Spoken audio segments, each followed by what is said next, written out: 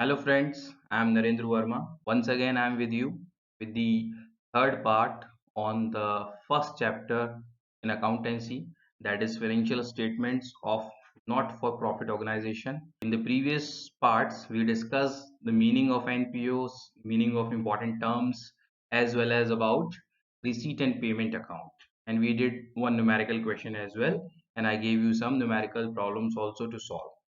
I hope you must have all them. Now we are going further with the another topic with under this chapter, that is preparation of income and expenditure account. It is really important one because in examination it comes and receipt and payment account, as I told you that as per CBSE syllabus it is not clear yet that it may come or not, but even then we did it.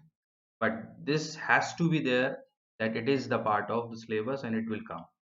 Let's start. So before going further with this topic, we need to have proper understanding over these terms. You can see there are few terms written here and we need to have proper understanding, conceptual knowledge over these. Only then we can treat them while preparing income expenditure account, because these are going to appear there. All right. So let's have a discussion on them one by one. Very first, we are starting with entrance fee, or it is called admission fee. Okay, so this is what? This is a small amount paid by a person. Remember a person I have highlighted here. At the time of becoming a member of an NPO, means he is a person who is not currently the member of NPO, but he wants to become the member of the NPO. Then he has to pay some amount of money, that is known as entrance fee, and that is in small in size. Say for example, if I want to get the membership of any health club, then very first I'll have to deposit some entrance fee there. Before depositing that, I cannot become the member. It is a revenue receipt, therefore accounted as an income. We did in the another video that revenue receipt is the income, and it is shown in credit side of income and expenditure account, right? Because that is the income, it is shown in the credit side. Now let's talk about life membership fee. So often students get confused between these two terms, entrance fee and life membership fee. So that is why I am discussing here together. So as I told you that entrance fee is what? That is given by the non-member to become the member. But life membership fee is paid by a member, right? But difference is that this member has to deposit money monthly, quarterly, yearly, but here he is giving the entire amount, not of year, entire amount of the whole life only once. So obviously it is going to be a bigger amount. Okay, he has given the whole amount and he will avail the services of that particular NPO for the entire life of his own. And as it is the bigger amount, it is a capital receipt, therefore treated as a liability and shown in liability side of the balance sheet. I hope you must be understanding it. Now let's move on to another most important term of this entire chapter, that is subscription. Students get confused with the calculation of this. We'll do that part as well, but here we are learning the theoretical portion, and if you understand it pretty well, you may not find any difficulty, I guarantee you, while solving numerical problem. But you'll have to learn these many terms are written here by heart and understand them as well. Let's start. Amount paid by the members periodically, quarterly, half yearly, so that their membership remains alive. A moment back we were discussing about life membership fee. So it is, you can say this is the breakup of that. If you are not willing to give the entire amount of the whole life, then you are supposed to pay money monthly, yearly, half yearly, as the system is in that particular NPO.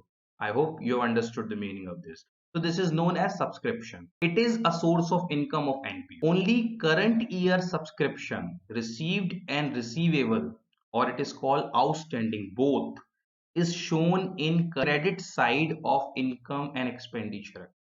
You'll have to focus here very specially. That's why I have highlighted as well current year. Means in income expenditure account we record only current year subscription, not previous year nor next year, right?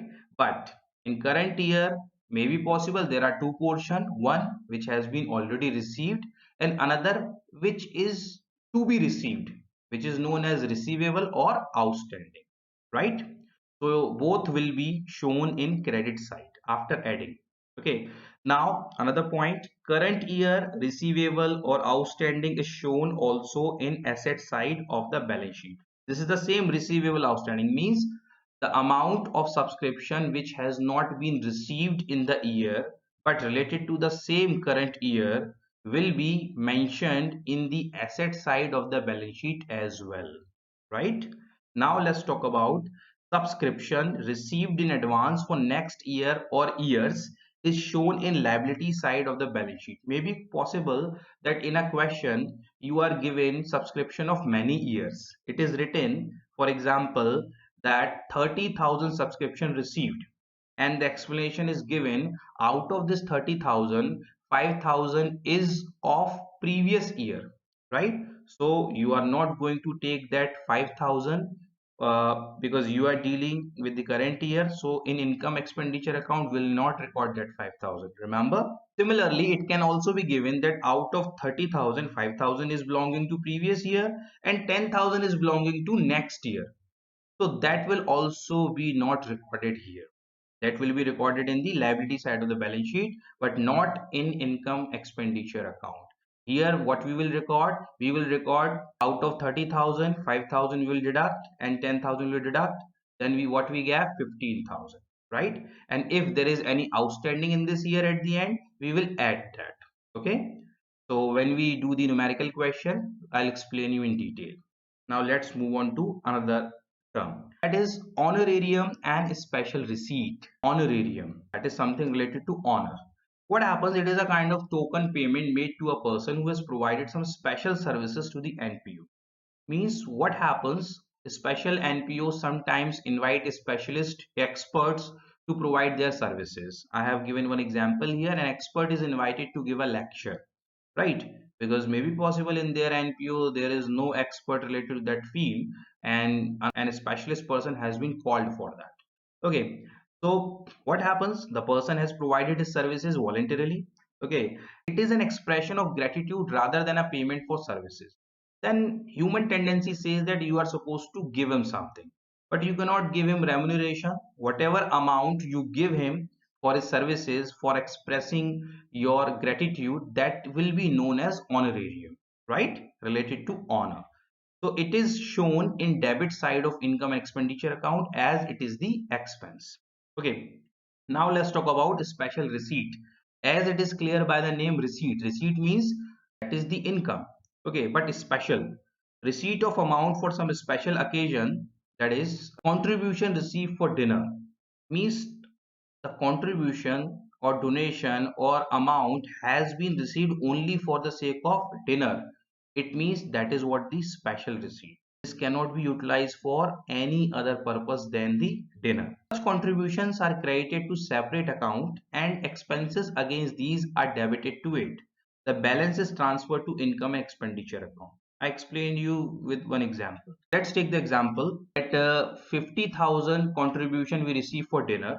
Okay, and what happens? We spent only 45,000.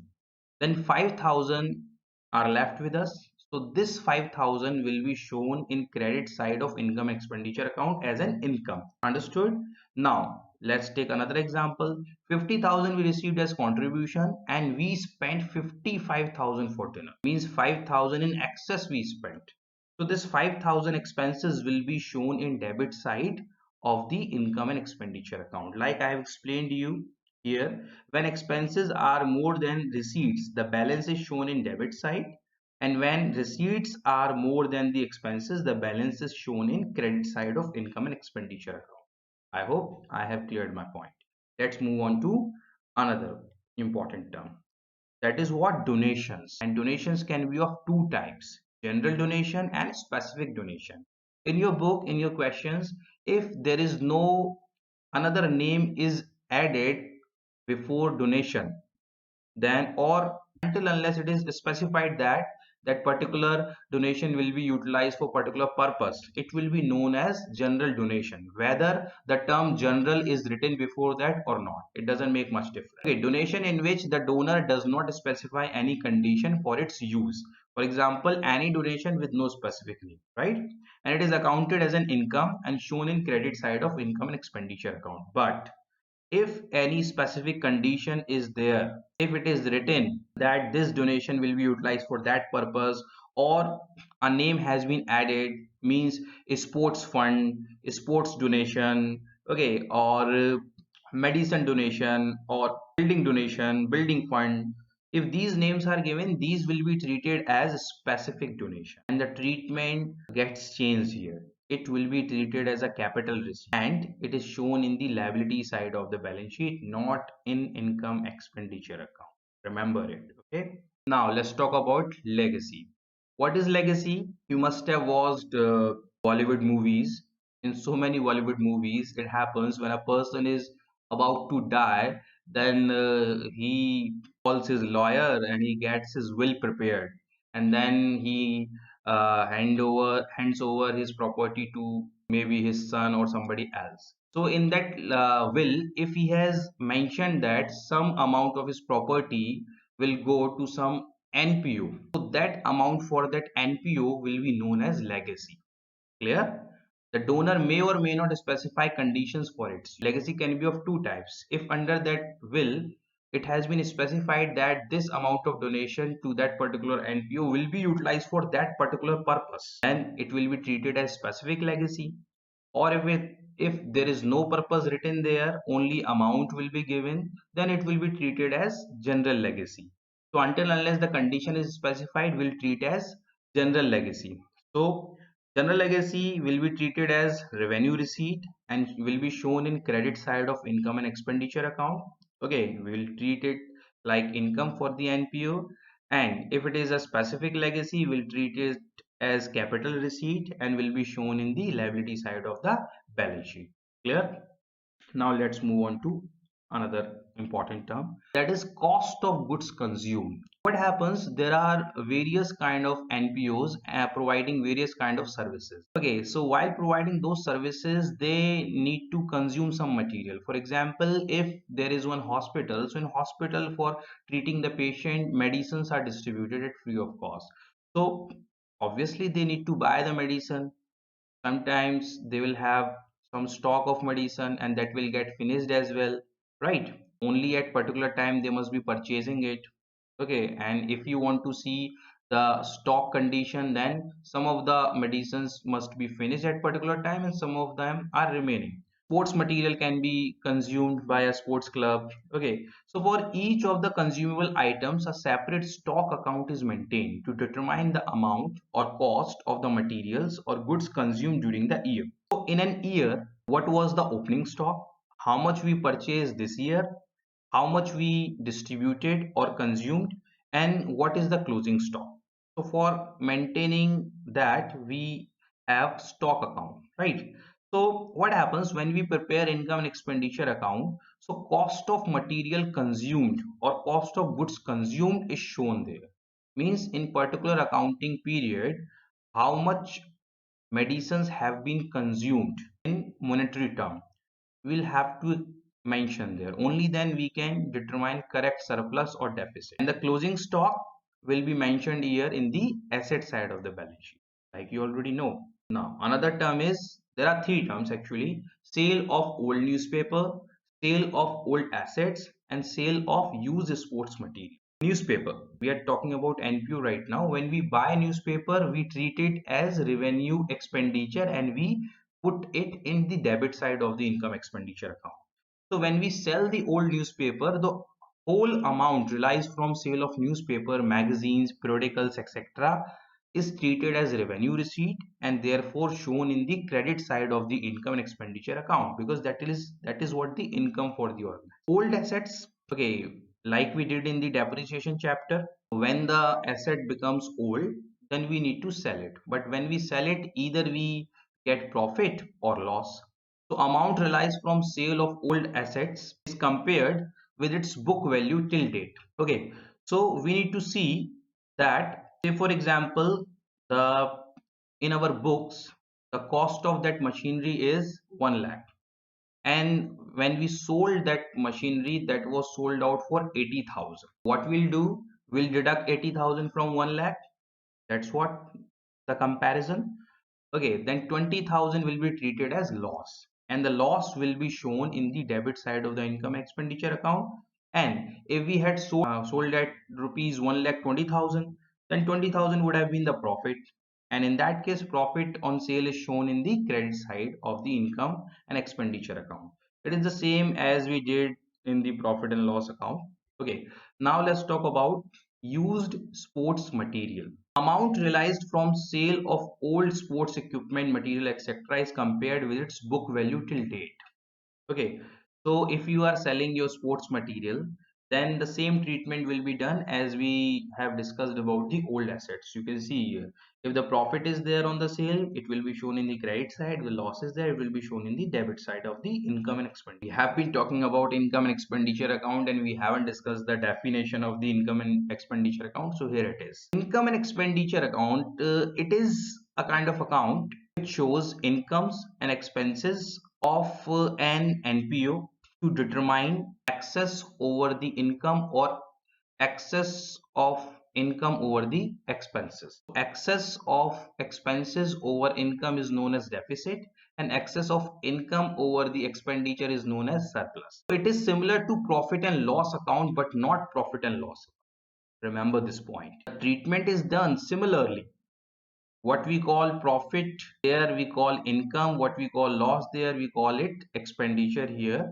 But it is not a profit and loss account, because profit and loss account is prepared by profit earning organization, and this is the not for profit earning organization. They do not have profit motive, so we do not talk about profit. So incomes and gains are shown on the credit side, and expenses and losses on the debit side. The difference between the two sides is called either surplus or deficit, not net profit or net loss, right? In the profit and loss, we call it net profit or net loss, but here we will call it surplus or deficit. So what is surplus? Surplus is the excess of income over expenditure. Means your incomes are more than the expenditure. So in that case, the result will be known as surplus, and this surplus is added to capital fund in the balance sheet. In profit earning organization, we have capital, but in NPO, we have the fund of the entire contribution or previous year surpluses, that is known here capital fund. So current year surplus will be added to that. But if we have deficit, what is deficit? Excess of expenses over incomes. If we have that position, that will be known as deficit, and deficit is deducted from capital fund in the balance sheet. Is that clear? Let's move on to the features of income and expenditure account. Nature. So what is the nature? Nominal account. And if you want to see according to the modern classification, that will be known as revenue and expense account. Remember, receipt and payment account has the nature what? Real account, and income expenditure account is having the nature nominal account. There is a difference. Okay, don't get confused. Basis of preparing, we learned in the receipt and payment account that was prepared on cash basis, and that is prepared on accrual basis. We will compare both accounts as well. We will see the difference between the receipt and payment account and income expenditure account also, but here we need to discuss the feature. Revenue. Here only revenue expenditure and revenue receipts are recorded. Unlike receipt and payment account, capital receipt and capital expenditure are not recorded here. Okay, we record only revenue expenditure and revenue receipt. Okay, period. Remember that this is the most important point. Only related to current year, whether it has been received or outstanding. Same case is there with the payment, whether it is paid or outstanding. Opening and closing. No opening and closing balance. At the end, surplus or deficit is transferred to capital fund. Adjustment, yes, all adjustments related to outstanding and prepaid expenses and accrued and unearned incomes are done here. In receipt and payment account, we did no adjustment, but we'll have to make adjustment like we have done in 11th standard in profit earning organization. In profit and loss, the same will be applied here. What is the purpose to prepare this account? To determine whether the expenses are more or vice versa during the accounting. Just to have accurate calculation of surplus or deficit.